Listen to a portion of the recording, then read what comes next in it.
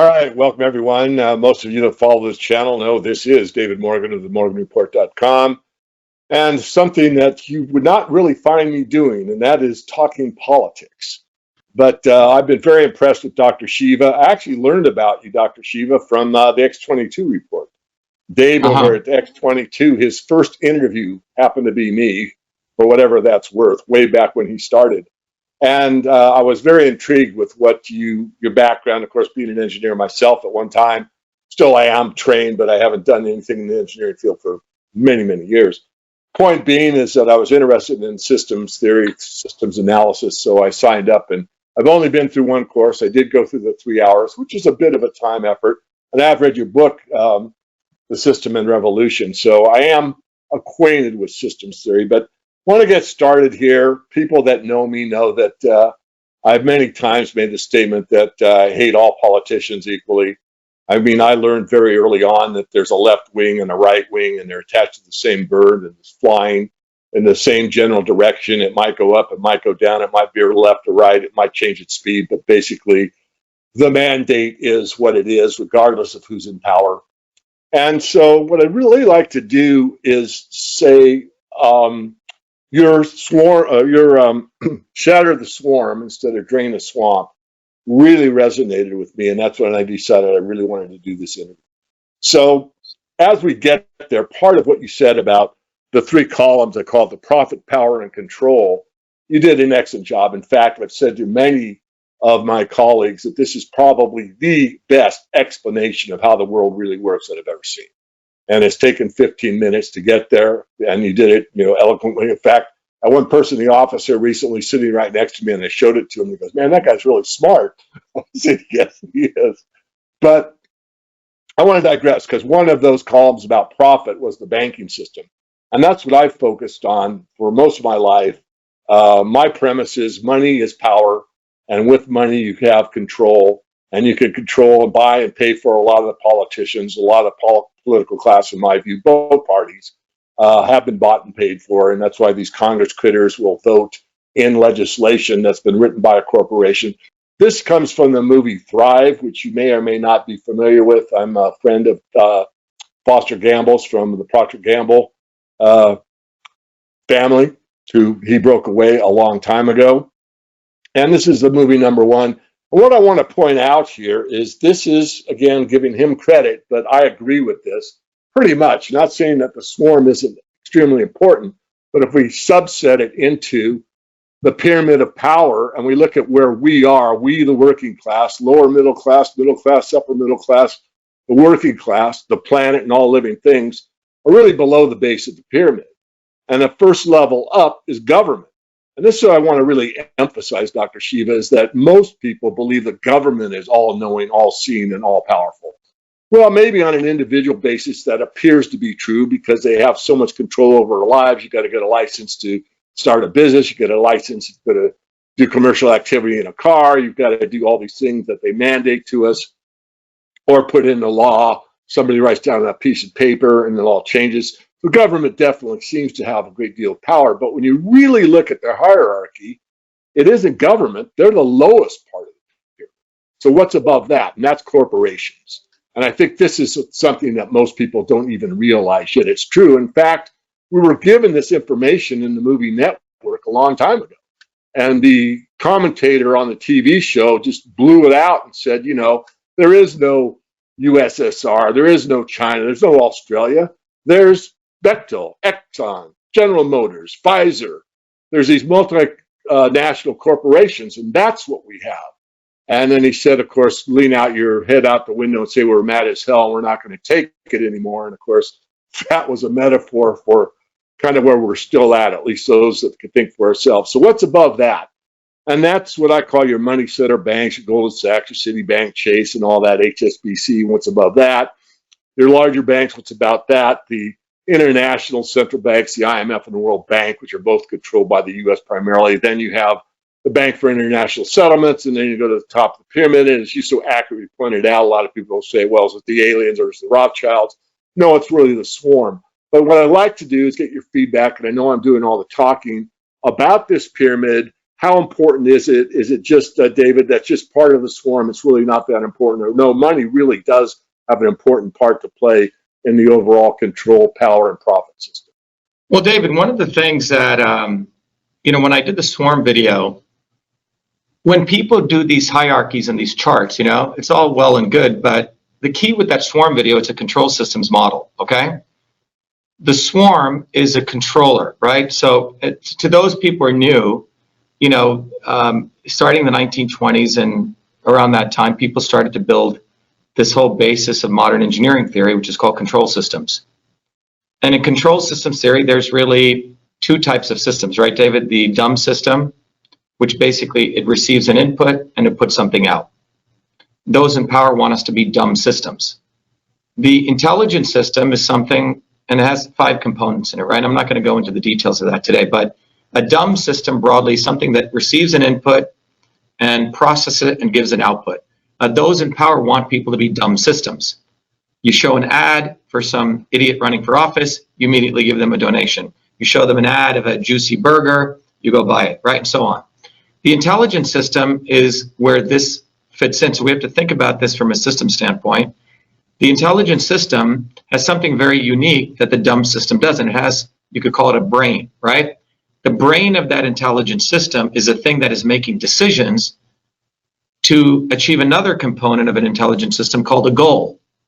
And in order to achieve that goal, the brain needs 2 inputs. One is where does it want to go, the goal, and where is it at? And it has to achieve that goal in the face of something called disturbances. So in this context, that brain in control systems is known as a controller. And what I was depicting in that swarm video was a swarm is really swarm intelligence. It's the controller, okay? And from a control system standpoint, the controller is quite interesting because it has it itself, you can put it layered, you can put it networked. There's all these ways you can describe the swarm. So here's sort of a layered model. It's truly actually a layered network model, right? And at any one of these layers, there's networks within that. So it's a little more complicated. So in the video there, I had the controller, which is the swarm, and the swarm itself within it, it's not uniquely making decisions, right? In any particular direction, it's more sort of a superposition of a number of micro decisions that are made that drive it in a particular direction. So the bankers may have a particular way they want to go. The university heads may want to have a different decision, right? It's no different than when you watch, a swarm of birds.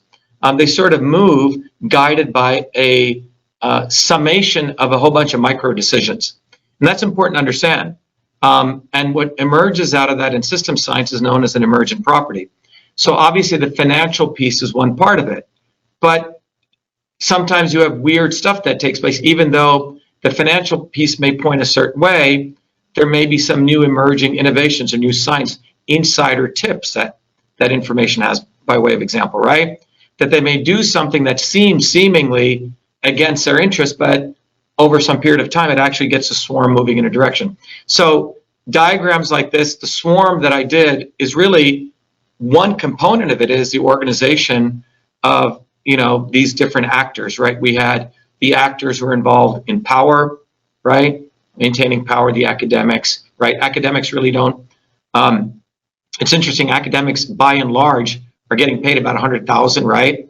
$200,000 or something. They're not getting paid billions, but they get to control narratives, and academics sort of get excited about that, The profit people is the large corporations. They're driven by quarter-to-quarter profits, and then you have the control people, by and large, who they use to control the masses, which are the front-end politicians, the actors.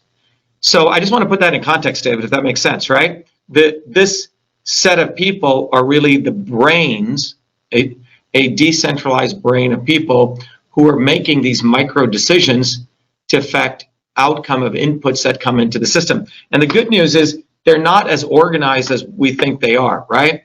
They also, there's a lot of market inefficiencies there that people think do not exist. And that's what opens up many, many opportunities to build a movement, because they do not the entire basis of the swarm, from a control system standpoint, they have a goal, which is to maximize power, profit, control.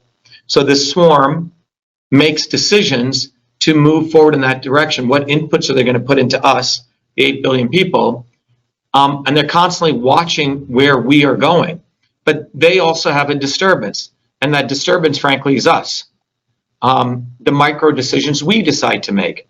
And the more that they get everyone homogenized into not making, a whole array of decentralized decisions, it's very, very easy to control people. And that's fundamentally the goal here, is to make sure, whether you're in India or whether you're in Bombay or whether you're in, Helsinki, the set of working people are all sort of in rhythm and they're all making the same decisions. But when they start doing decentralized decision making, it's much, much harder for the swarm to control them, David, if that makes sense. That makes a lot of sense. And I just want to reiterate one part, and that is the controllers, where the academics get paid 100 or 200K. There are people that cannot be controlled by money. You're one of them. I'm one of them. There's a lot of hard work. Well, that's the people in the 8 billion, David, right? Right. So, Exactly. so there's two competing forces here. The 0.0001%, which composes a swarm, right? You can, and by the way, to everyone listening, the swarm has its set of advisors who understand everything I've written about in System and Revolution. In fact, but they make it far more inaccessible to the rest of us. So they understand system science, they understand control systems, they understand the principles of observability and controllability, right? They have all sorts of nerds nerding out for them at places like MIT on their behalf, at Yale, at Harvard, at Tufts School, that work on their behalf to drive their interests. Now, the reason, David, as you know, I brought this knowledge out to the broad public is, imagine now 8 billion people, or even 10% of that, 800 million people, start understanding the system's dynamics. Well, it's game, set, match, over. Because people start understanding the dynamics of this manipulation. Yesterday I did a call with a Marine, and he was a guy, who was attacking Biden, and he was attacking, all the same old people. And I had to stop him. I said, look, you're attacking Biden and all these guys, but you have yet to attack Trump at all once, right? You've yet to attack Tulsi Gabbard or Tucker Carlson or all these kind of people, right? It's a one-sided attack. It's all great, but you're leaving the other half of the puzzle here. And I think it took him we did an offline conversation, he started getting it. But when you understand the dynamics here, you start understanding that it is extremely important to actually explain to people how the swarm works, how it has various aspects. You have a hierarchy here. I think it's a little more complicated than that, but it has the front-facing people, the obvious establishment, right? The Clintons and the Bushes and those people, but it has the not so obvious establishment. And the mistake many quote-unquote conservatives make, many quote-unquote people claim they're for working people, the quote-unquote liberals, they always will attack the shoulders of their establishment, right? So Bernie Sanders used to, at least, attack Biden. Now he doesn't even do that anymore. And then the Rand Pauls, those kind of guys would attack the McConnells. So the wings always attack the shoulders. And to the average person looking at this, they're like, wow, Rand Paul just really, really gave it to McConnell. But they forget Rand Paul was absolutely silent on many, many other issues, For example, during the pandemic, he said nothing about firing Fauci. He waited about a year. So we want to educate people that the swarm is very intelligent. They mutate. They are watching us. They learn. They're not like dumb. They're constantly observing where the directionality of where we're going. And like Wayne Gretzky, they want to have that intelligence. They want to see where the puck is going, and they want to meet us there. So if they know that we are all starting to break from them, David, and we're starting to move away from left and right, guess what they will do? They will start creating quote-unquote independent candidates. Right. And that's what they're doing with the Tulsi Gabbard. And I had to expose her all today, and last night. So they're watching which way we're going, and they're constantly creating, reframing themselves to make sure we are always looking to them as a messiah to save us. And this is how, you remember what is that movie, Terminator? Remember that, David? The liquid metal? How that could morph itself? And the swarm is like that. And so people need to understand they have the ability to observe what we're doing. They have a lot of sensor, surveillance, data gathering. So right now they know guys like you and I are breaking from them and we're going beyond left and right. And if more and more of the 8 billion people start doing that, you will see they will start promoting candidates who will mouth anti-establishment, quote unquote, independent movements, but they're all coming top down. So the swarm is very clever. Interject you in here, if I might, please.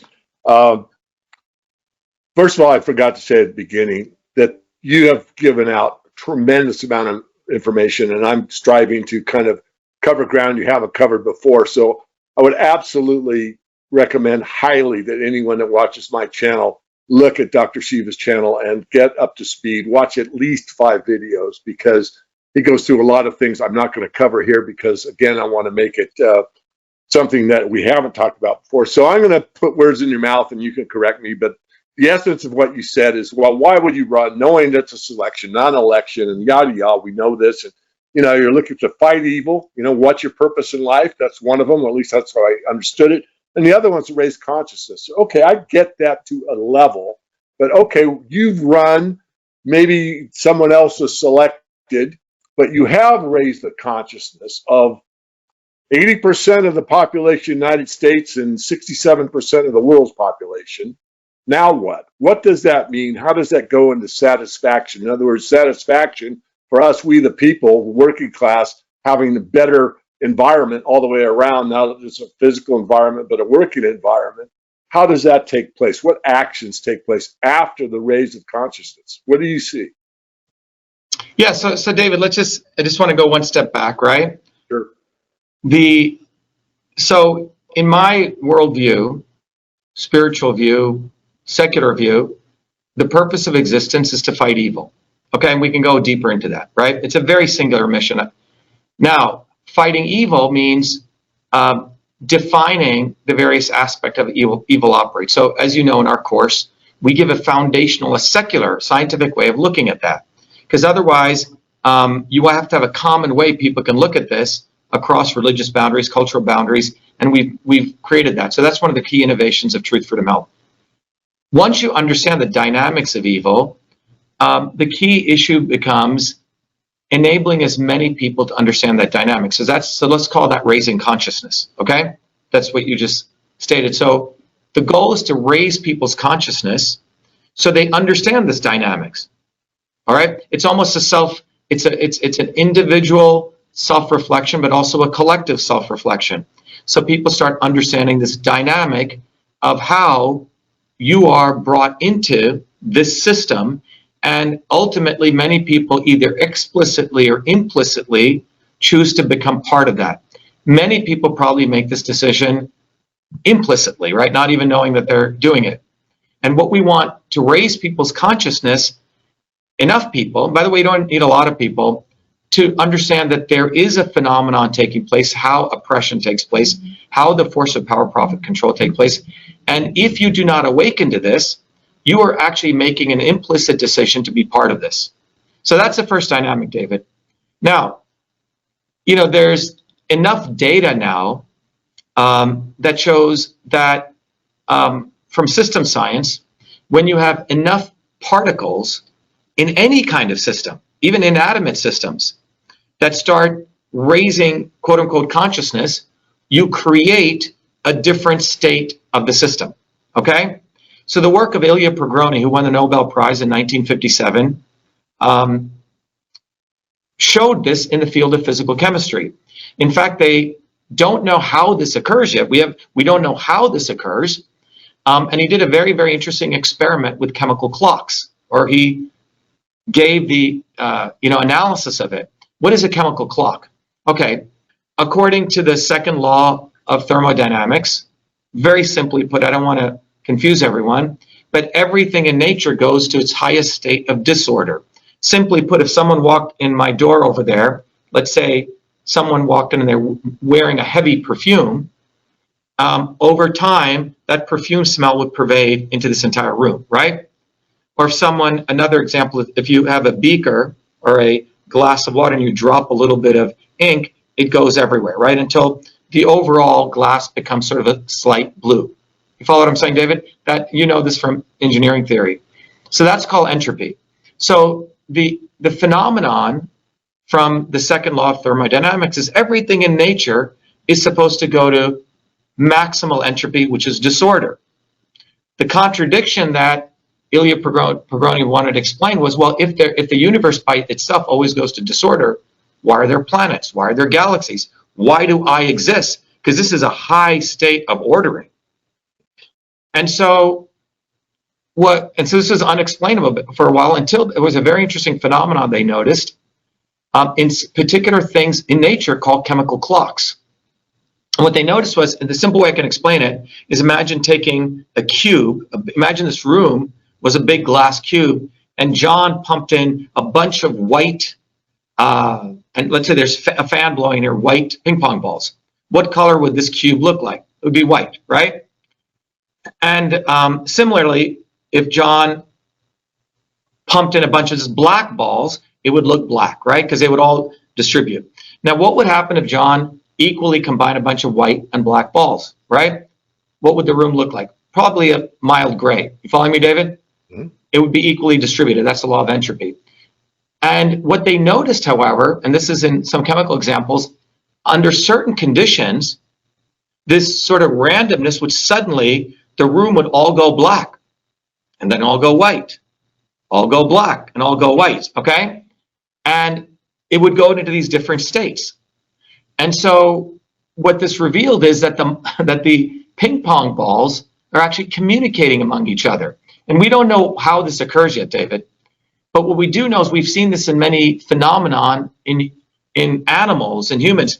One monkey on one part of the island knows how to crack a coconut, another one learns on another part, and another one learns, and suddenly every monkey's cracking coconuts, okay? So that is called a self-organizing system. So now imagine if enough people read System and Revolution, enough people understand this dynamic of how the manipulation takes place, the fact that it's not only beyond left and right, that the establishment is observing us, they actually understand what the establishment is doing and how they perpetually have a whole array of booby effing Kennedys or Tulsi Gabbards or Donald Trumps or Vivek the Snake, ready always to manipulate you. Once that system dynamics, that consciousness occurs, David, it is not for me to predict, David, where society moves to. You see what I'm saying? Now, the problem was, and this is what I, having studied revolutionary theory and politics for across left wing, right wing, what I noticed was that the arc of human history of people who may have been sincere but made mistakes, they were trying to figure out how do we liberate human beings. So, if you look at the classical liberalism model of John Locke, the idea was the government exists to ameliorate all these differences, and we're all supposed to all kumbaya, right? That's a classic liberal model. It's all based on philosophical ideas. Karl Marx's idea, which is actually from that tradition, his view was that, well, you need to get rid of the state. And he was trying to, 99% of his work was, again, applying German philosophy to look backwards retrospectively. Only 1% of his work was looking forward. And his view was that working people would organize, right? And there would come something, and we would destroy this thing called the state. And then you go on to other people's work after that. Lenin's work took that work, and he said, well, it's not going to happen spontaneously. You have to organize it. But the problem is, and you can go to many, be it Thomas Paine or all these revolutionary thinkers, left wing, right wing. But the problem is, David, all of them were basing their analysis not on engineering science, David. What were they basing it on? They were basing it on typically German philosophy, liberal philosophy. They didn't have any grounding to any of their stuff. So yeah, they may have gotten pieces of it, but they didn't have an engineering framework. So what we have created, what my research and my real discovery here was finding out there's a fundamental framework that you can understand any system. And by you understanding those systems principles, you now became an awakened human being. And if enough people do that, we're going to move this system to another state. And if I were to actually say, oh, I want to make that system this, David, I'd be violating that principle. Does that make sense? So it's sort of, it may seem like a contradiction, but that's where we end up with, like, so if you look at in the Bolshevik Revolution, even before the Leninists got involved, or let's go even back to the Paris Commune, the first time working people tried to organize was during the Franco-Prussian War. And the first time, and for 2 months, they seized Paris, and they actually were doing some pretty cool things. And then the French and German armies, or the French and Prussian armies, were so afraid this revolution would spread, they came back, they were killing each other on the battlefield, and they came back to put down this workers' revolt. All right, so that lasted for 2 months. The next time you could argue 1917 to maybe 1919, okay? The Russian Revolution, before it collapsed. But it was sort of kitty, like the Wright brothers trying to take a plane off. Okay, they got it off 12 seconds. Then the next guy got it off 1 minute. It doesn't mean we can't create a society where there's truth or health. It's just that we have to understand these systems principles. When we understood Bernoulli's principle, we could start, you're an aeronautical engineer. We could create airplanes, and we could put bathrooms up in airplanes and all sorts of stuff. But we over the last 150 or thousands of years, as slaves rose up, no one really understood those systems principles. And with all humility and without arrogance, what I'd like to assert is that I have discovered those systems principles and how we build that self-organizing system. But the conundrum here is it would be absolutely fascist for me to say, oh, this is a society that should emerge from that. You see, then I would be making the same mistake like the Bolsheviks did. Sure. I'm going to stop you there, and I agree with you. And I wasn't trying to assert that that I needed that answer. I just wanted the answer which you gave me, because it's indeterminable. You go into entropy, and then there's self-organizing. There's a guy named Cliff High that calls self-organizing collectives, but I don't want to go further down. I think you did a superb job of answering it. I do want to say one thing about engineering that I actually picked up from someone else, but being an aero engineer, what's fascinating about the communication of the human species, and this is something that's very much needs to be improved in my view, and that is, I know what I mean when I talk to you, but I don't necessarily know that you understood what I meant until you give me feedback. And when you give me feedback, I got a better understanding that I've actually communicated with you. But if you go to engineering, and I've got the blueprints for it could be a military plane or it could be a civilian plane. Let's just use a Boeing 747. As long as I give you those blueprints, everything is spelled out, every rivet, every part of that airplane.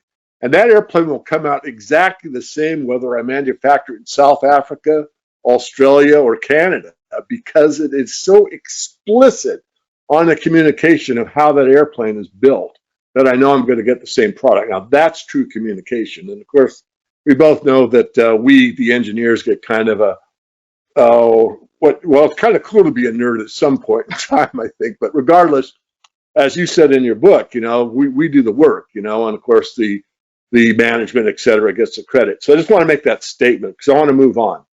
Let's go. I think just to say that, David, because I want to talk a little bit about, from an engineering standpoint, to what you just said, how these elections are selections. Look at the whole supply chain.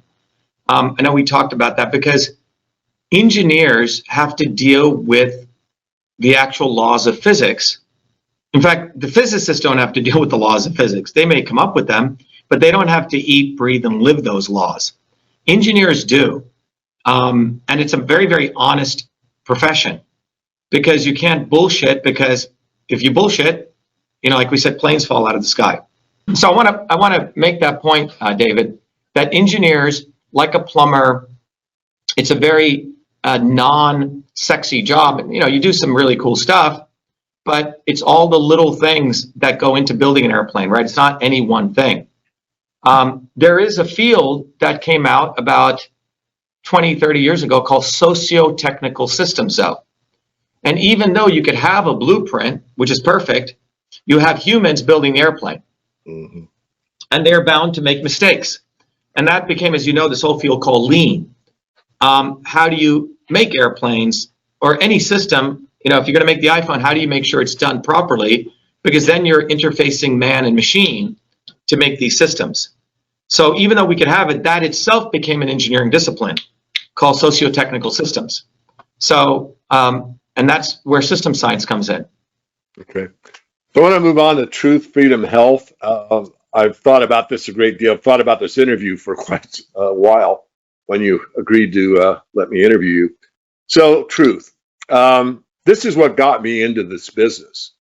I was very much wanted to be in finance, but my dad was like totally against it, and he directed me toward another goal. So I read the World Book Encyclopedia Career Guide, read it in one weekend.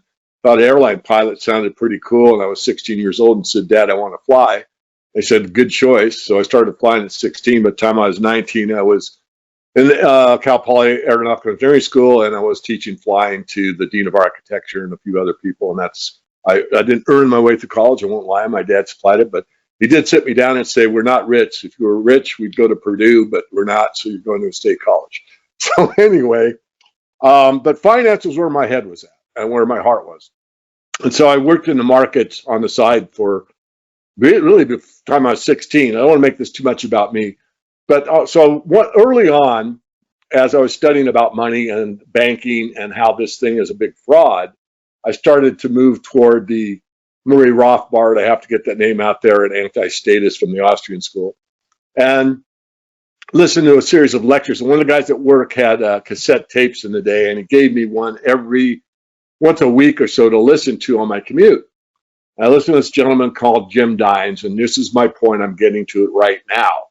He gets on the platform behind the lectern and says, all that exists in the universe is truth or resistance to it.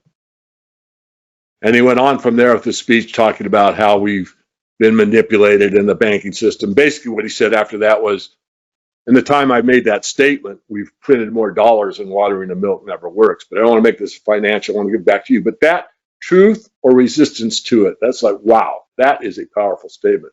So I just want to turn that, and that inspired me to the point of where I wanted to do for a living what I've been doing for the last 25 plus years. But back to you. I want your comments on what truth means to you and how it fits into the bigger picture. Yeah, so David, as you know, truth, in my view, is actually a verb, okay? It's sort of a gerund verb, meaning truth is a process that takes place, and you could call that process a scientific method. But truth cannot exist in a vacuum without something called freedom, because freedom is the ability to move information, matter, and energy, all right? And so, but truth and freedom cannot exist alone, but you need a third element, which is a structural element to contain all of this. Let's call that, in this case, health, economic health, infrastructure health, physical health, etc. So I don't use the word and, I put truth, freedom, health. So to me, truth itself, which is a process, cannot exist without movement, which is the aspect of freedom, and cannot exist without infrastructure, which is health.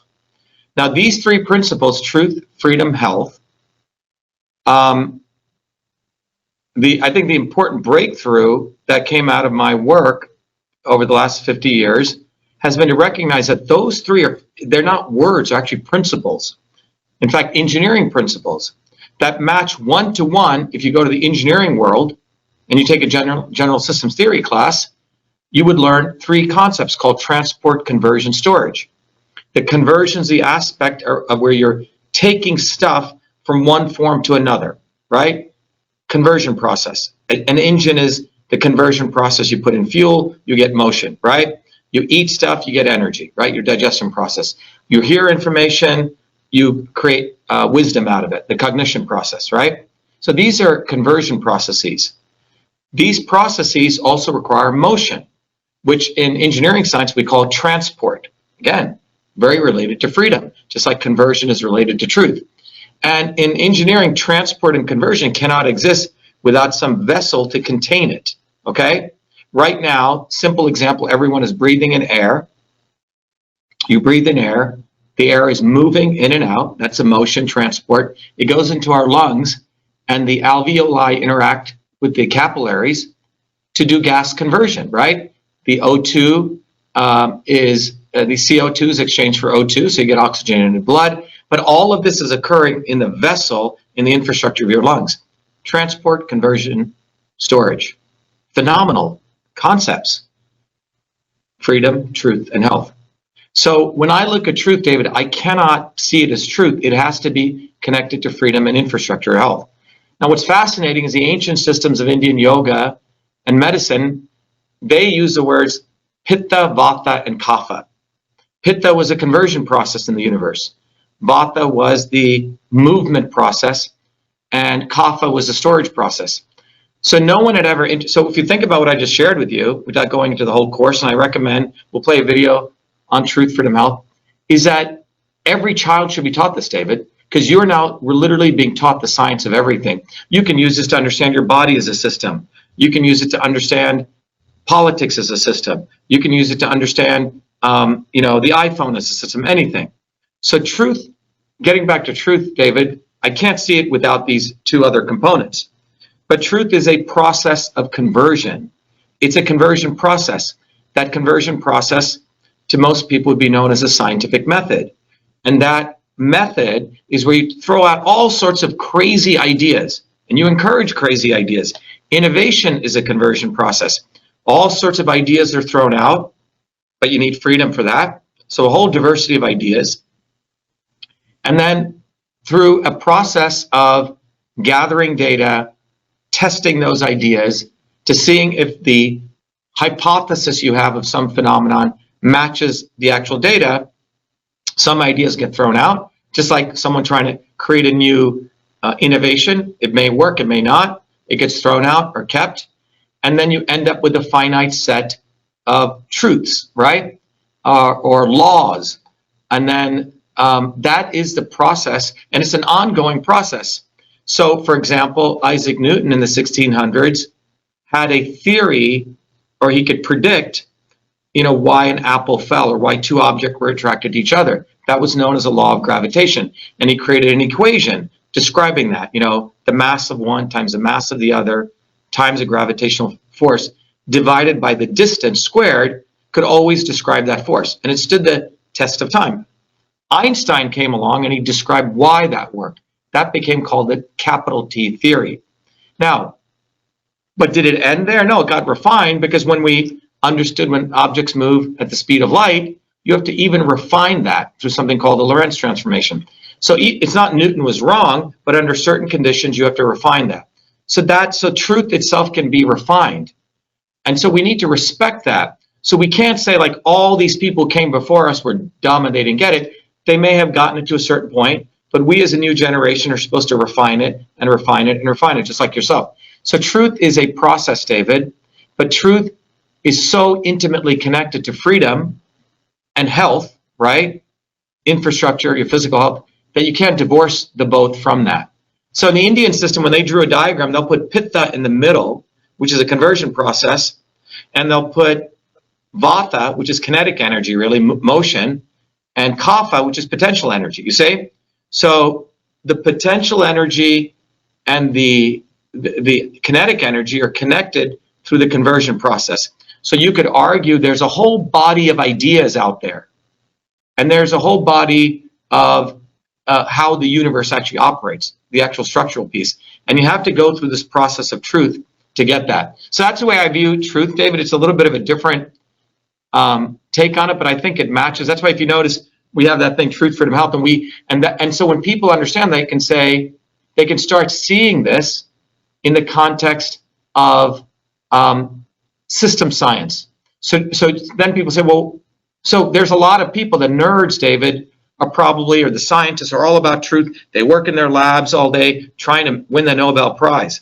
But that same scientist may be insular to why that scientist should take a position on the First Amendment or the Second Amendment. And this is where the breakdown occurs, because you have the scientists live in their silos thinking they're pursuing truth. The activists live in their silos. Well, I'm going to go to a protest. I'm going to fight for the First or Second Amendment. And then sort of the people are into yoga, right, or taking care of their health, or in the gym, and they're doing yoga, they're going to an ashram, they're in the health piece, right? And you've siloed people now. And the reality is, if you truly want to make a whole human being, they have to be a scientist, seeker of truth. They have to be a freedom fighter, seeker of freedom, an activist. And they have to be someone who takes care of the health. So a whole human being is thinking, innovating, right? The truth piece. They are fighting, right, for freedom, and they're healing themselves.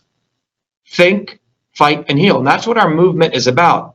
Truth, freedom, health is ultimately about empowering you. It's really about empowering you to get off your butt, to think, fight, and heal for yourself, for your children, your family, your community, individually and collectively. You have to be doing both. You have to connect this to your personal life, your personal struggles, and to the collective struggles. But it's ultimately about teaching people to think, fight, and heal. The thinking is a truth aspect, the fighting is for freedom, and the healing is for health. But you have to do all of it, David. You can't just do one. And for many, many years, probably, when the Industrial Revolution took place, we started just like the assembly line. We said, okay, you guys get to do truth. You're the nerds. You will wear glasses. You will have little twitches, right? You will look like nerds. You have a nasally voice, and we'll consider you the smart guys. And you guys are the rednecks. You get to fight for the Second Amendment, right? You get to be, or the whatever, people, the activists. And you people get to be all healthy looking, and you wear your spandex. You see what I'm saying? They've created these stereotypes. And as long as you put the people in these buckets, you're never going to get real truth. You're never going to get real freedom, and you're never going to get real health. So all of them have to come together, David. And by the way, in the ancient, many of the ancient cultures, even archetypically, all these three were embodied: the healer, the fighter, and the thinker, right? We're all embodied in the same individual. Somewhere along the way, we separated them, out. But for example, in the Indian ancient system of Indian yoga, a Vaidya, in the Tamil language, was someone who was a warrior, the fighter, and a healer, and someone who was a thinker, right? The enlightened ones, they were all three. If we go look at even in the Christian culture, or the Christian archetypes, like Saint Michael, he's a warrior who chased, right, Lucifer out of heaven, and he's known as a person who prayed for healing, and he's very thoughtful, right? So these three phenomenon were in the same people. So we have to raise all of our standards, and we have to embody truth, freedom, health. If you want to have truth, you have to embody truth, freedom, health. If you want to have freedom, you have to embody truth, freedom, health. And if you want to have real health, you have to embody truth, freedom, health. You can't separate them. Great. Thank you for that. That's quite enlightening, and I'm sure that a lot of people will benefit from what you just said. I've already pre-planned this, so I'm going to go ahead and press on. But as I did separate them and not integrate them, I know it's a partial differential equation, but let's go ahead and play this video, because I want my people, and maybe your viewers as well, may get something out of this. It really is more of an emotional statement as far as how much freedom means and how little emphasis is put on it. So we can just run this video. And so David, after we do this, I want to just make sure we talk about the election selections and what are the solutions, because it's something very practical we can apply this to. Go ahead. Yeah, you bet. Absolutely. Yep. So if you're going to save, your saving should be in money, real money. And lastly, what I like to comment on, actually above and beyond all that I've said already, and that is my view on the most important of all. And that is that no matter how much money or real wealth you accumulate in the physical gold and silver markets, or even in the derivatives markets such as mining shares or ETFs or anything else you care to name, no matter how much money each individual makes in this market, I think it pales compared to the most important thing, and that is freedom. If you have accumulated a great deal of wealth, but you don't have the ability to spend it where you wish, or drive where you wish, say what you wish, in other words, if you've lost your freedom in the process of gaining individual wealth for you or your family or for your heirs, or to pass on as a legacy, if you've got that and given up your freedom, I think you've given up way too much, because it's the freedom that made everything happen up until this point. The free ideas, freedom of speech, the freedom of the press, all the things that have slowly eroded over time and on an accelerating basis now, where the powers that be, the government entities, if you will, and not just in the United States of America, but basically on a global basis, have over time eroded those freedoms.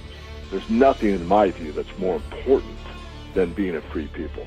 And I believe that the internet is key in this area for everyone to get a free market approach to the markets, to health, to learning, to music, to whatever. I mean, the internet is broad-based, it's so diverse, it's so worldwide. But it's really free market because it's up to you as the individual to read, heed, and do your own due diligence on what's said. I was taught very early on not to believe everything that you read, not to believe everything that you hear, and not even to believe everything that you see.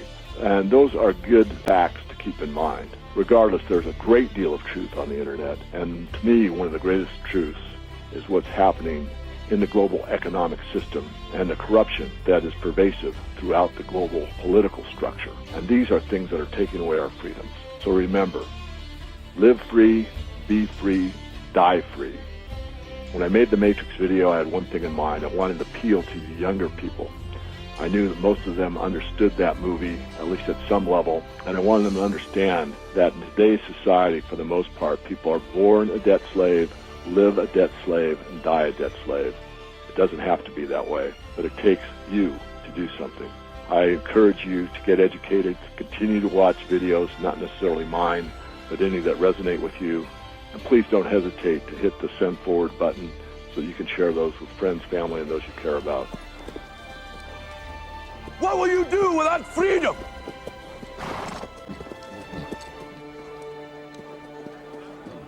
And dying in your beds many years from now, would you be willing to trade all the days from this day to that for one chance, just one chance, to come back here and tell our enemies that they may take our lives, but they'll never take our freedom?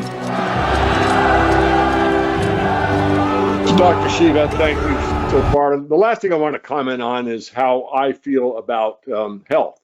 So we've covered how I feel about truth, we've covered how I feel about freedom, and we've covered about, I'm going to talk about health. And it's really not about me, it's you, and you brought in the systems approach or the integration. And I agree. I think that you did a superb job on why you just can't have truth over here and why separating this out in that, well, you're a health nut, you're a thinker, or you're a redneck doer, or warrior. And that's true. I mean, that's what the swarm has done. They've just made as many divisions as possible. So coming back from the time I started this venture of my passion about teaching about basically the banking system and financial systems and resource stocks and that type, I've signed off every letter with this. Dr. Shiva, I've wrote, wishing you health above wealth, comma, wisdom beyond knowledge. And the reason I sign off every letter like that, even though it's a financial newsletter, is because the old adage, when you have your health, you're as rich as any king, certainly applies to everyone. And in my particular case, directly to the way my father made a great deal of money late in his life on the cellular phone industry, which I actually advocated to him. And he said, yes, this is an investment of a lifetime. And at the time, my mom was saying, well, who would want a cell phone, right? And now, of course, the whole planet has them. But I won't to make this too much, but I honored the fact that health was more important than any amount of money. And the second part, and you don't have to comment on this, is wisdom beyond knowledge, because knowledge is power to me is erroneous. I mean, having the knowledge and it's not applied really doesn't mean that much. But applied knowledge, where you put it into action, now that's wisdom.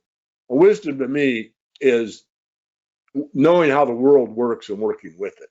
Kind of like how you integrated truth, freedom, and health all together. And so I just like your comment. You've already talked a great deal about health. You can make a brief summation. Then we want to move into the selection versus election process and finish up. Yes. So David, health is, from a system standpoint, it's a structural piece, right? We can talk about institutional health, organizational health, physical health, infrastructure health, right? Health is really the vessel in which the processes of truth and freedom can exist. Or in the engineering system, you would say infrastructure is necessary for transport and conversion to take place. The kapha element is necessary for Vata and Pitta to take place. Again, to everyone new, before we end, I'll play a video called on Truth, Freedom, and Health, but what we're talking about is a fundamental way that you can see everything in the universe. So health is really the infrastructure. And I think, David, having gone through the course, if you look at your body right now, none of what we're talking about, the motion or the thinking or the cognition, digestion, all these processes could not take place unless you had the vessel, right? Your physical body, your bones, your skeleton, the fascia, right? These are the structural components that sustain you. Health is the economic health of a country. If you don't have that, if you don't have proper roads and bridges and infrastructure, freedom doesn't really have any place to really move through, right? There's no vessel for it to move through. As simple as if you made how would you make oatmeal without having a bowl to make it in, right? It's that simple. So health is very, very important because it is the thing that contains your existence. It's probably the best way to describe it. And the quality of your existence is going to be a function of the quality of that infrastructure. So if you look at your physical health, the key variable or the key performance indicator, the word that best describes your health is a word called resilience. And you know this from engineering, David, right? Resilience. You can say that structure is resilient. In building structures, if you look at skyscrapers, we used to build skyscrapers that stood stiff, earthquake could come, it would crack. But now people build building structures that are resilient. Right. In Japan, all the buildings are built on rollers. They have a certain flexibility. Trees, if a hard wind comes, if you have a brittle tree, it's going to break. But if the tree knows how to bend, and come back to its original position, that's called resilience. You go to work out, right? You exercise, you feel sore the next day. If you just stop there, it's not going to help. You got to go back in, and your body gets resilient. In the military, they do a process called stress inoculation. That's called boot camp, right? They just don't throw you to war. You get inoculated with a little bit of stress. You get used to it, and you get a little more, and then you get stronger and stronger and stronger. You start exercising your body. You do a little bit, you feel sore. You don't stop. You go back in. You go back in. So resilience is a key variable that defines the health of anything. You can Google right now, everyone should do it right now, you can type in resilient systems, right? They want an economy to be resilient. They want infrastructure to be resilient, right? A hurricane comes and, it blows out one city, but it doesn't destroy all the cities, right? It destroys some infrastructure, not all of it, and you're able to come back. So one of the key things in engineering theory right now is called creating resilient systems. Now, if you apply that, David, on the health side, and I want to go over to elections, but if you look at something like the healthcare system, what is the goal of healthcare? Well, the goal of healthcare ultimately is to make an individual resilient, okay? The immune system was designed to be resilient. So when you're born, you get proper conditions where you're being exposed to all different kinds of antigens. Your mother gives you proper milk, right? Your body starts training itself to handle these different exogenous things, and then you get stronger. You go play in the dirt. Okay, initially you may get a little bit of some type of allergens, but you get strong. We're supposed to be exposed to stressors, which make us healthy. So resilience, David, is the best word to describe that. And the resilience, how you need to go to that path to your resilience may be very different than my path, David. So if you grew up in a world where you were insulated all day in an artificial environment, your parents never let you go out, which is what they're doing now, you're going to be forced to get artificial immunity, right? So if you lived on Earth all day and you never lived on Mars, before you landed on Mars, you're going to have to beef up your immune system, or someone's going to say, I'm going to have to give you an artificial immunization known as a quote-unquote vaccine, right? On the other hand, if I grew up playing in the dirt all day and all those kind of things, I'm not going to need those things. So we need to understand resilience is a key, David. That really explains, what health really, how you can measure the health of any system. Very good. Well, thanks for letting me have a little bit of a direction in this interview. Let me just turn it over. You want to go to the elections. As I said, political forte is not my my strong suit. Yeah, I really dislike the whole system, but that doesn't mean someone like you can't make a huge difference. So back to you. Yeah, Let's so talk about the election. David, we, as engineers, we look at these things as systems. To give you the background is, since in 1984, when I saw Reagan running against, who's the guy, Mondale, you may remember this, and they were the obvious shoulders of the establishment.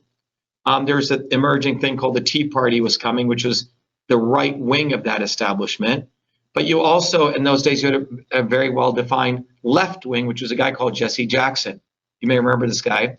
And he was talking a bunch of stuff as though he was anti-establishment, very much like Tulsi Gabbard or all these people who say the right words. But ultimately, he corralled all the, idealists and brought them in. And at the last minute, he said, oh, you got to choose the lesser of two evils, right? And that was Mondale, in his view. Now, since 1970 to 80 till today, David, what we've had in the world is pushing this lesser of two evils. And people have been incessantly brainwashed into this concept. And, as you know, I've shared before, that has led to that graph. And that graph, if you can see, there's a red line in that graph, is the life expectancy of the US public over the last 60 years. And you notice it's going downward, it's that red line. The gray line, David, is the life expectancy of the industrialized nation. You notice they're going to start trending downward too, because everyone follows America.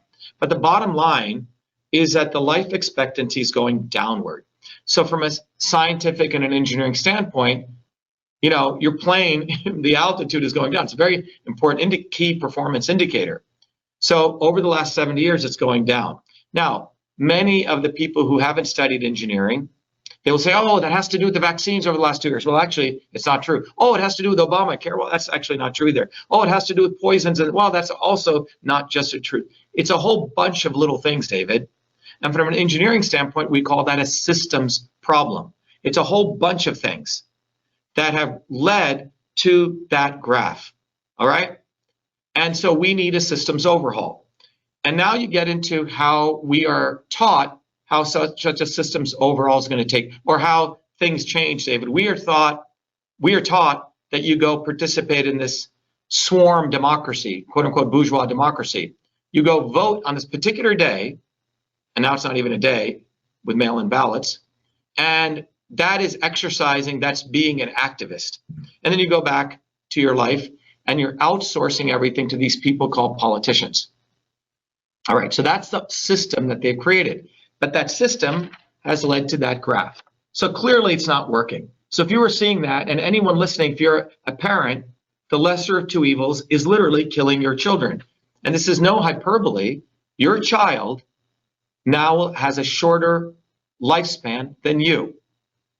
Many of you may already know, just look at it empirically, there's people who are living to 90 and they have children who've died when they're 60 or 65, all right? And that's where that graph shows. And again, it's not any one thing. Don't get lost. It's a systems issue. Now, David, that's what I'm running on as a very important, it's a way for me to introduce people to a systems issue. You give that graph, then you teach people on this. By the way, on Shiva for President, everyone can go get this flyer. And then we teach people that. Then we teach people what the swarm is. And then we teach people, hey, get involved in the movement for truth, freedom, health to learn how to defeat this and come to our open house. So we have very clear things, and I'll come back to this. Now, why am I running for president if I know elections are selections? Big question. And the question is, why are elections selections, right?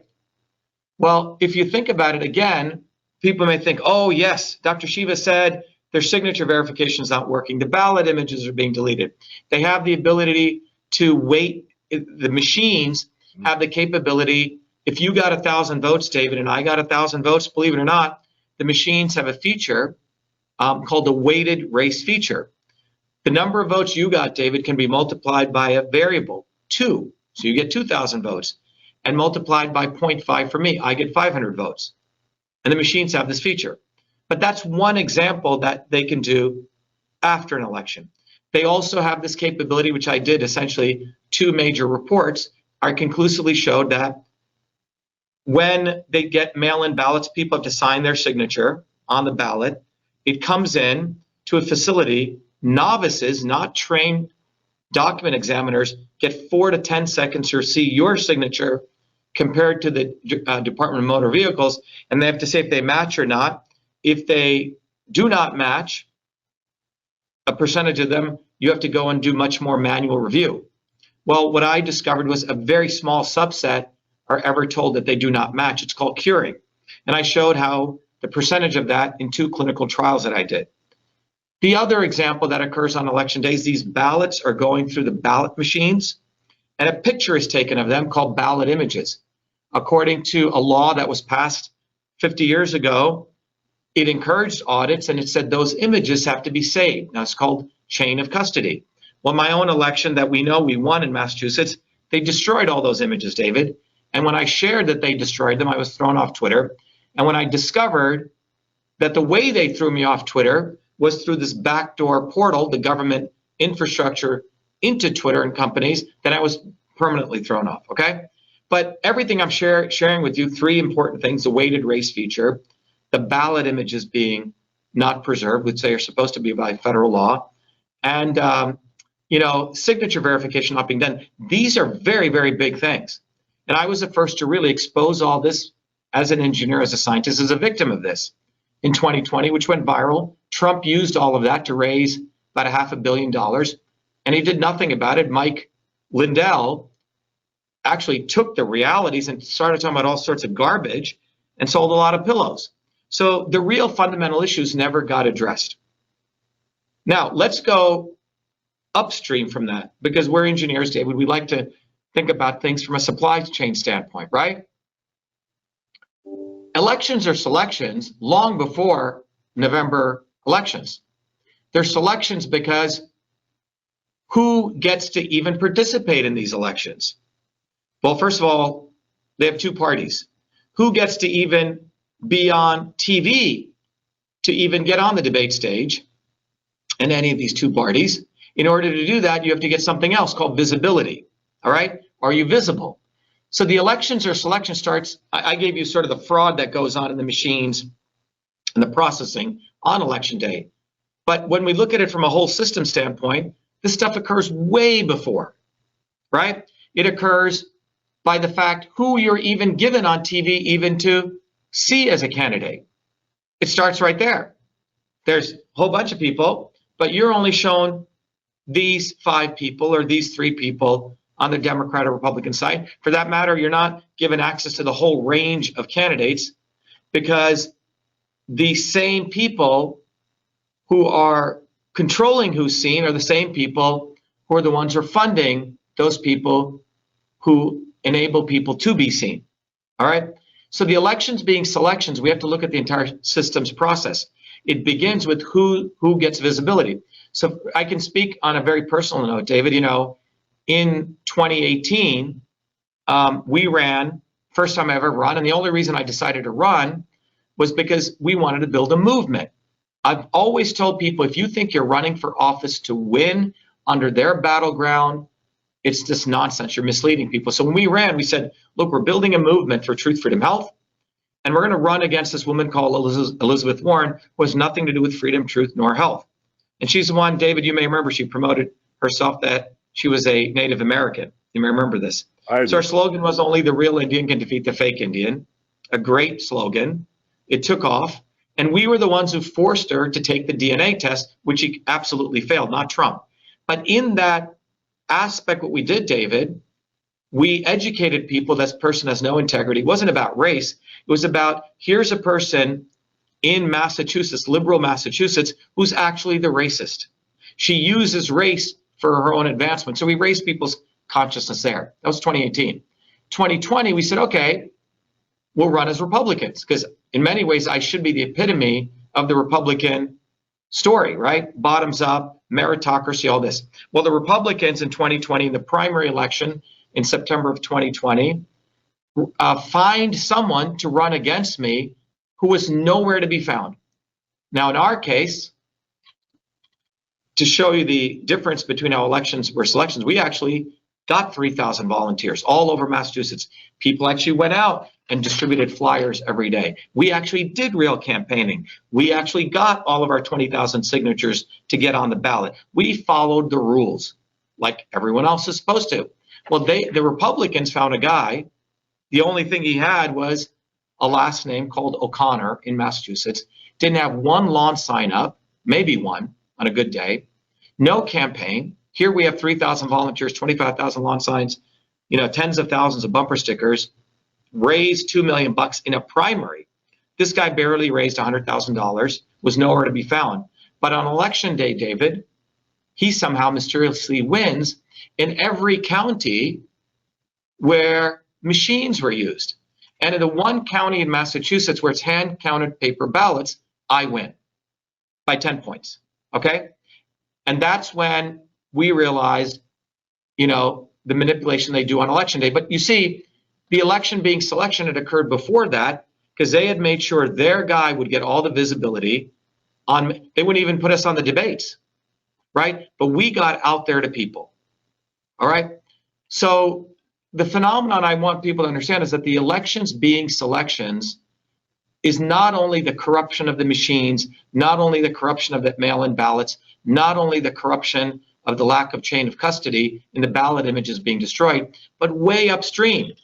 You go to Harvard or Yale, you build your little clubs, right?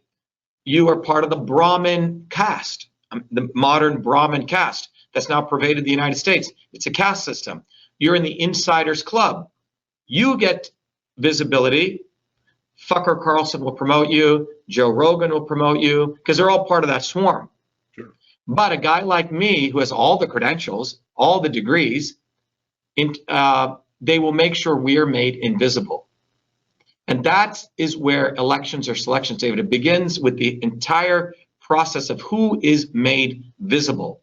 As you know, in 2020, we got our message out to about 500 million people on the planet, 500 million people.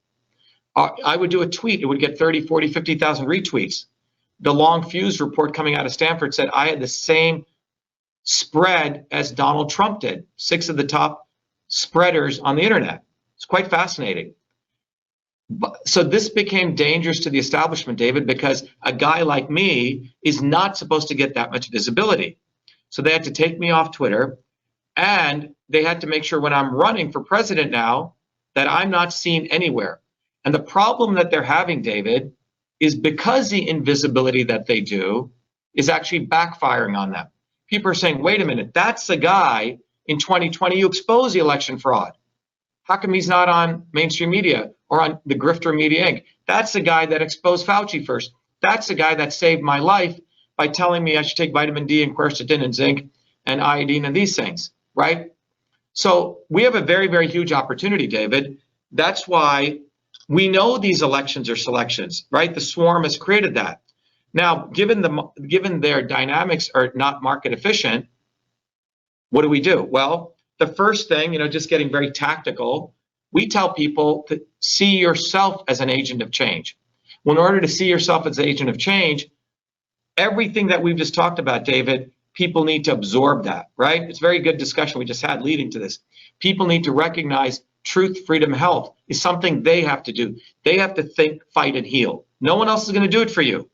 So when I hit Tulsi Gabbard really hard this morning, because, she's a Zionist, she claims she's against the military-industrial academic complex. Well, you're hanging out and schmoozing with Sheldon Adelson, that family, and his wife, and this other Zionist hoodlum. Well, and then you're claiming you're against the military-industrial complex. And then you also on 9/11 re-promoted the fact that the Islamists did this thing, that it could not have been anyone involved in the military-industrial complex, because after the 2 buildings came down, that's when we created the biggest military base in the Middle East, right? So we need to expose those people's duplicity. And as a part of exposing that, we're educating people why you need to become dispassionate and why you need to be the agent of change. And as a part of that, David, do you mind if I play our Truth, Freedom, and Health video? We have allowed our country to be taken over from within, and the end goal is you will have a homogenized world where we will become slaves, because there is a condition among the elites that really thinks they're better than you, deep down inside them, that you don't deserve the freedoms you have. They don't. This reality is what people need to wake up to. And we need to all unite working people. There's only one movement that can do that. And that is the movement that we started creating here in Massachusetts, the movement for truth, freedom, and health. Look, I've been a student of politics since I was a 4-year-old kid, studying revolutionary movements, left wing, right wing. There's a physics, there's a nuclear science to destroying the establishment. To build a bridge, you need to understand Newton's equation. You need to understand the laws of gravity. You need to understand Poisson's ratio. There is a way to build a revolution. And that's why I put this together. My goal is to train an army of truth, freedom, and health leaders. We don't need followers like social media. We need leaders, but they need training because the educational system does not teach them history, nothing. So in 3 hours, that's what I've started doing. That's the solution. We got to train people. First, with understanding what a system is, the dynamics of all systems that affect nature. The second is understanding the interconnection between truth, freedom, and health. Freedom is the ability to move freely, communicate freely, talk freely. Without freedom, you cannot convert ideas, hypothesis into truth, which is science. And without freedom, you can't really get to truth. And without truth, you make up fake problems and fake solutions, which means you destroy our health. And without health, which is the infrastructure of us and our body, you can't fight for freedom. Truth, freedom, health. Third concept is it has to be bottoms up. Working people, people who work uniting. And what the right wing has done is whenever you say working people unite, that must be communist. Meanwhile, they've let the Democrats run unions, which suppress workers, completely corrupt. But when you look at the arc of American history, it's been when working people came up. We need to go local. Every solution I'm coming up with as a part of this movement, we're giving the science, which is the truth, and then we tell people what they can do on the ground. Like with election fraud, you don't need to wait for some lawyer. Our goal is to train people to go local, to go local, to go local, fight locally. Forget lawyers, forget politicians, forget celebrities. You got to learn politics, and there is a science to it. They lock us down, we should be ready to shut them down. And the fourth part of this principle is a not so obvious establishment. So when you look at a system, there's always something that disturbs you from getting to your goal. Well, the biggest disturbance is a not so obvious establishment, which are those people who claim they're for you, on the left and the right. The Al Sharptons who tell black people I'm for you. The Tucker Carlsons. Do you think any true anti-establishment person will ever be on Fox or CNN? I don't think so. They both mislead working people back into the establishment. Without this solid understanding of political physics and theory, you're screwed. You're going to follow on the left wing Bernie Sanders. Oh, he said something. Or Robert Kennedy. Scumbags.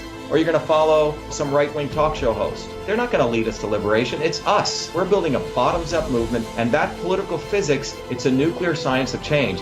Bottoms up. We have to organize to understand that there is people who talk a good game, and then look at what they actually do, left and right. I'm sorry, Sean Hannity may say some good things, but I don't see the urgency in his voice to get something done, and it can only come when you weaponize yourself with the right knowledge. You need to be able to identify a rat. You know, Christ didn't go after the Romans, right? It was the Pharisees and the Sadducees who screwed him up. His own quote-unquote people. And that's where we're at. So these four concepts I've built into a curriculum where people can go to truthfreedomhealth.com, and it's an educational program. We need to train people in political theory. You need to have physics, and I've created that curriculum. People need to get educated. We need to get educated fast. And within a half an hour, I can teach people. 2 years of MIT control systems, I teach people those concepts. Then I apply it, anyone can understand it. And then you say, oh, I got to build a bottoms-up movement. They have to get politically astute, and then they have to go locally and act, not sit there on social media. They have to act locally, defy locally, do civil obedience locally, but with knowledge on how to build a movement. Now, the Senate campaign's expanded to the movement for truth, freedom, and health, and they can find it on truthfreedomhealth.com. So people can sign in, they can get access to a bunch of videos. If they want to take a course and become a Truth, Freedom, Health leader, I offer a full scholarship there. But we want people to make a commitment that they'll study, that they'll get certified, that they'll go do activities on the ground. So go to truthfreedomhealth.com. So what I wanted to share with people was that when you really start looking at this, we start recognizing that the individual has to take responsibility for themselves, David. And that's what really emerges out of this. It's a collective piece, but it's also very individual. So the individual starts to need to recognize that they are ultimately the source of their own liberation, right? So they have to learn how to think, fight, and heal. That becomes very, very important because once people learn how to do that, they start recognizing, oh, I now can use the fact that Dr. Shiva is running for president, right? Because when our run for president is clearly telling people, I'm doing this because we need to build a movement. It's really the tip of the spear of that movement. And so one of the things people can do, it may seem like a simple thing, they can literally go, is that showing up for you or no? Yes. Am I holding this up? Okay. Yeah, what people can do is they can go and get one of these bumper stickers at ShivaForPresident.com. Now, why is this bumper sticker important? Because a lot of people work for a living, and if they put this on the back of their windshield, David, 100,000 people will see it per day. So, you know, on views, we're lucky if we get so many views with all the shadow banning that takes place. That's one active thing people can do. The other thing that we want people to do, David, is I was just talking to another guy out of Indiana, Chris Bradley, you know. He works full time, but he went to this site and he downloaded this flyer. You don't have to print it in color. You can print it in black and white. This is old school, David, 1800s, 1900s. And if people go to the 1800s, late 1800s, 1900s, women, men would make flyers, you know. They would print them. They would hand them out on street corners. And we've done in that same version, we have the Dr. Shiva for President, and the message is a lesser of two evils is killing your children. As I mentioned, it's got that graph. So right away, people understand what is the main issue. They have on the bottom over here, they have the swarm video. They can take their iPhone, and they have a bunch of other solutions on this side here, right? And invite people to the town hall. So we want people to, if they're a little more adventurous, now you're getting into, and by the way, David, you talked about consciousness, right? At the beginning. For someone to put a bumper sticker on, that's a pretty high state of consciousness, because it's not just watching you and me here, right?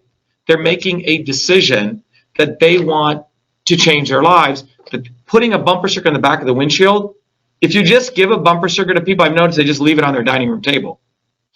But putting it on the back of their car, right, is an important act. Downloading a flyer, then going to a shopping mall and handing it out, that's a much higher state of consciousness, David, right? Because you're now putting yourself out there vulnerably and you're handing that out, right? Those are two very important things that we want to keep this simple for people. And obviously, as a part of this and the thinking piece is where people actually take the Truth, Freedom, and Health course, because now they're saying, I want to understand this dynamic. I want to understand how all of this works. So I'm not just sitting there, you know, being an instrument that is going to get used, right? I actually want to understand how all of this works, right? The physics of this, and that's what you were saying that you had gone through, David. So those are the things that we want to really engage people to do, is to be a warrior, which is get on the ground, be a scholar, right, which is to learn the course, but most importantly, start recognizing that they are the actual agent of change. There's no Messiah coming to help us here, you know, quote unquote Messiah, you know. I don't want to attack people's religious sentiments, but there's not someone coming here to do this for us, David. I like to call it the Big Daddy syndrome. You know, as you talked about earlier, there's a certain political candidate that's an actor that a lot of people are aligned with, and they just don't want to get off their butts and do anything. They want Daddy to come and solve it.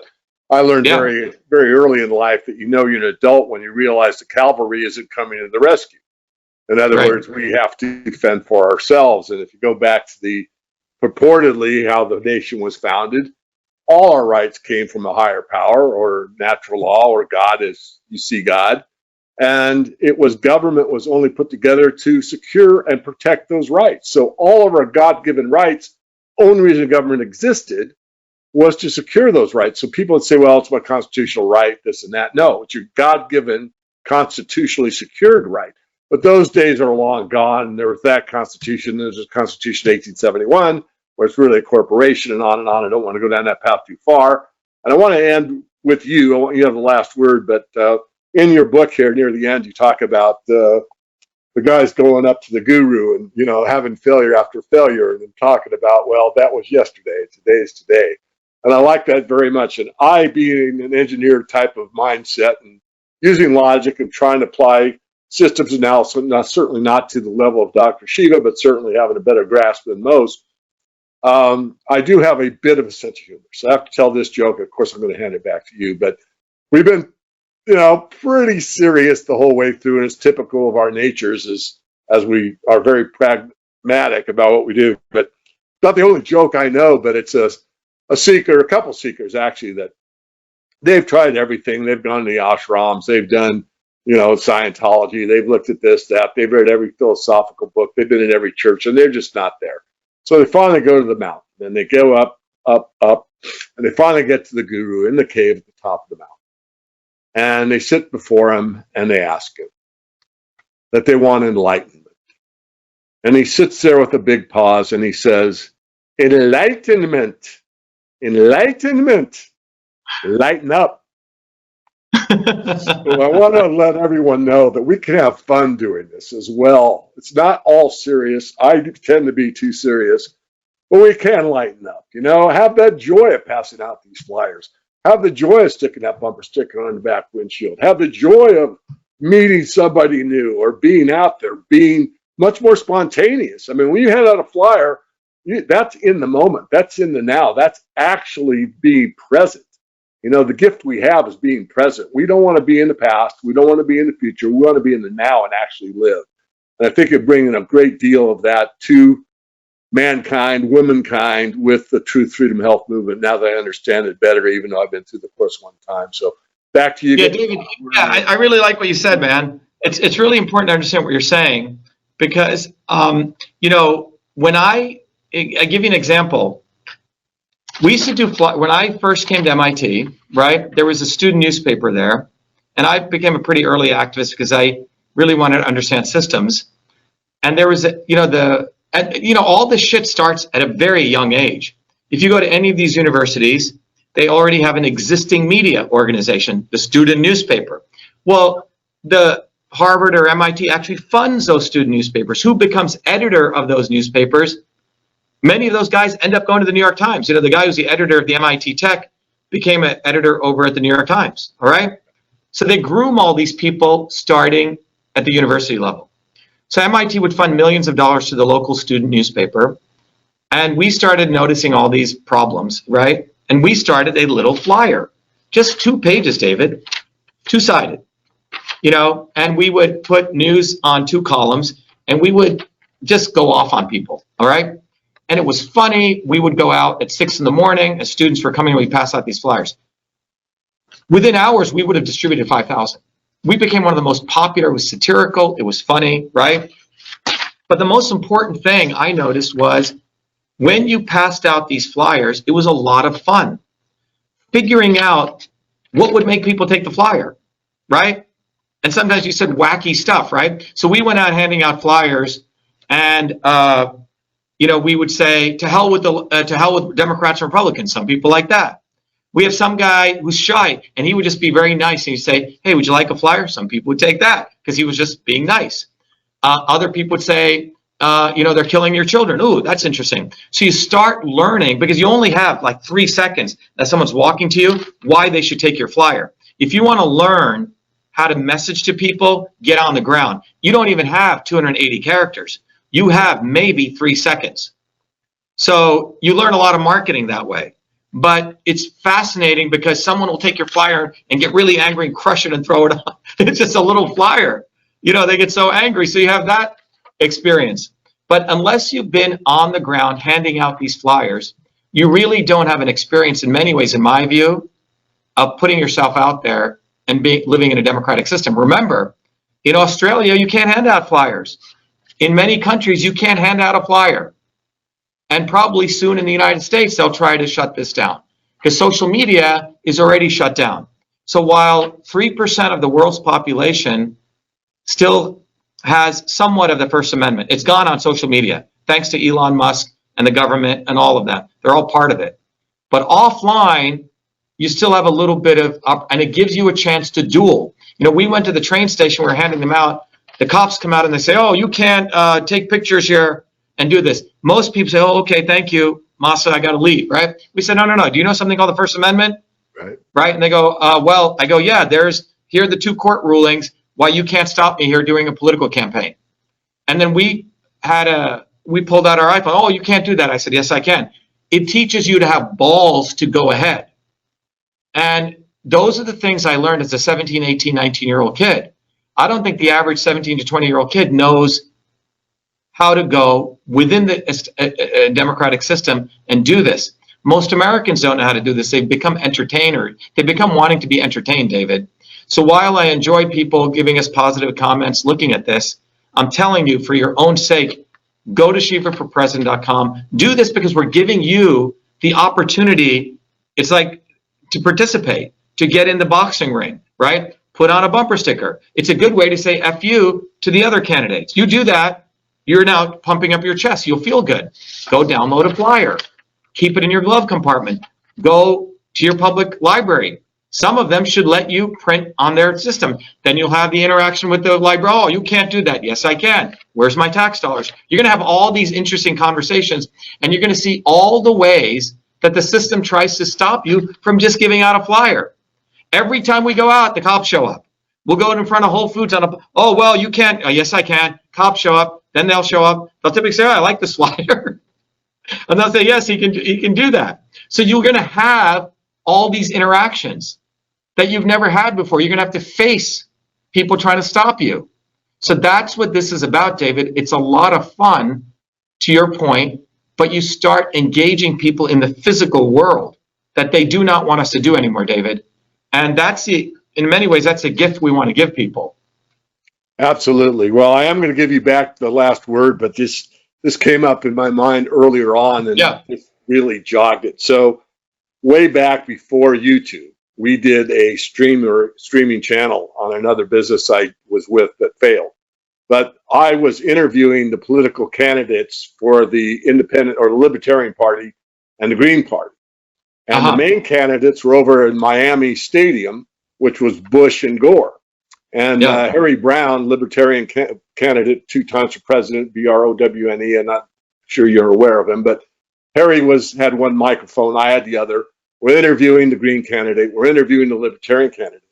And I want to go across the street to get some interviews of just people on the street about Gore and Bush and the lesser of two evils.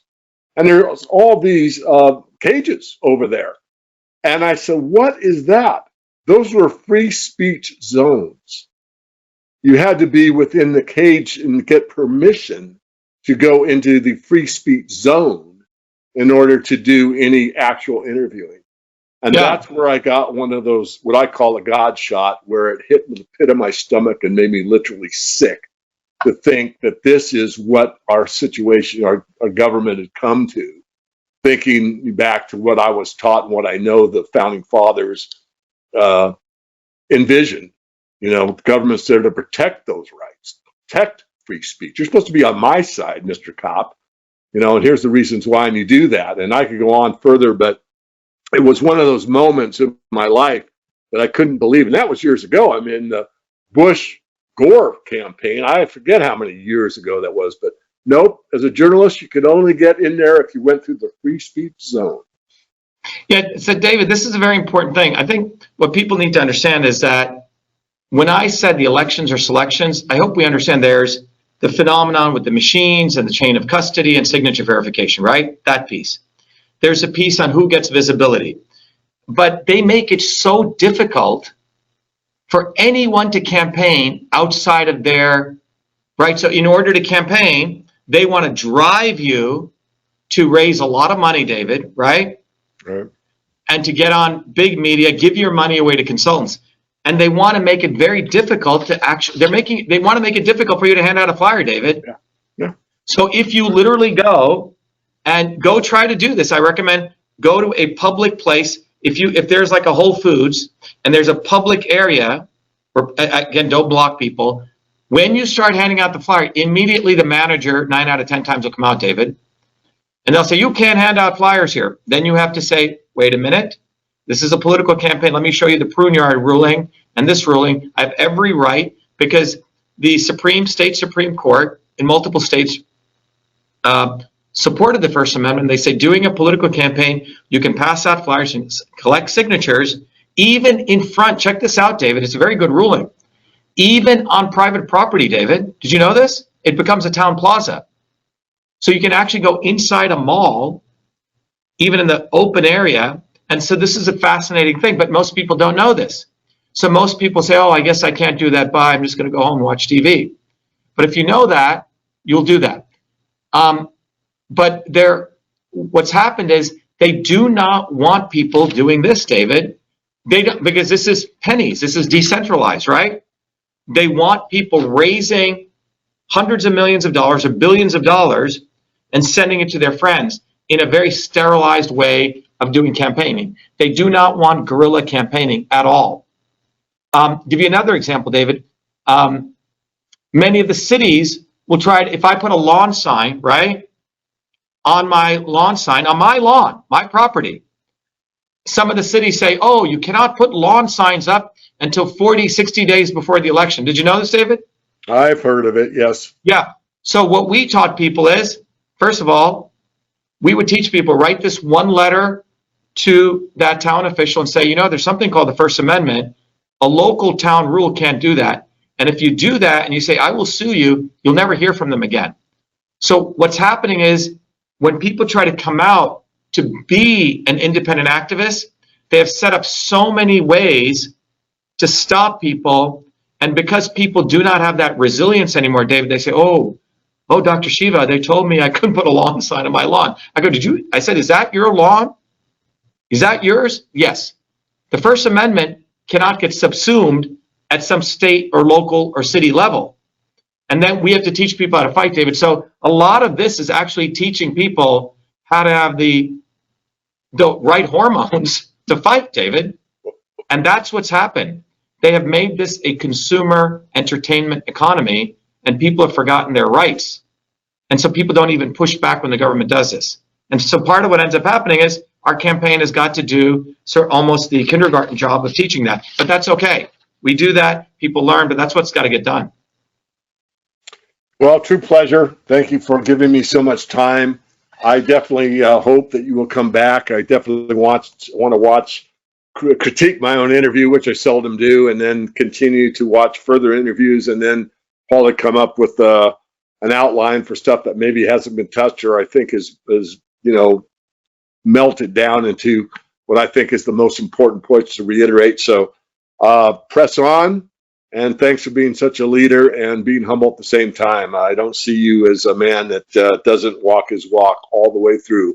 When you tell people to hand out flyers, who's there on the ground handing them out? Dr. Shiva.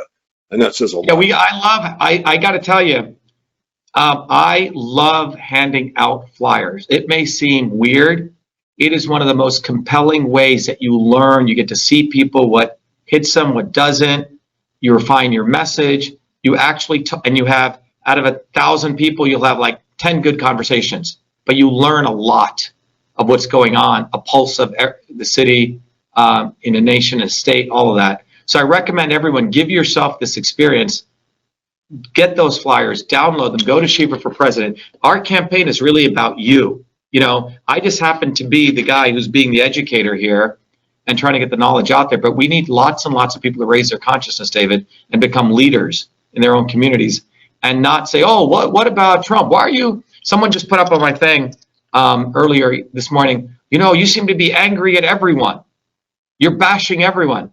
I go, okay, let's look at your sentence, bashing everyone. Okay, we bashed about 10 people. They're not everyone, right? And the everyone we're talking about is actually 8 billion people. These people are actually the 0.0001%, and they all must be bashed. And if you're not bashing them and you're not angry at them, then something is wrong with you. So people are just brainwashed into this way of thinking. And so the fun thing, David, is figuring out from an innovation standpoint, I consider this flyer an innovation. It's a weapon, right? So that's what we got to start teaching people. Anyway, David, thank you very much. I appreciate you. Thanks for the opportunity. I wish you and your audience and your family well. Thank you. Okay, be well. Bye-bye. Bye-bye.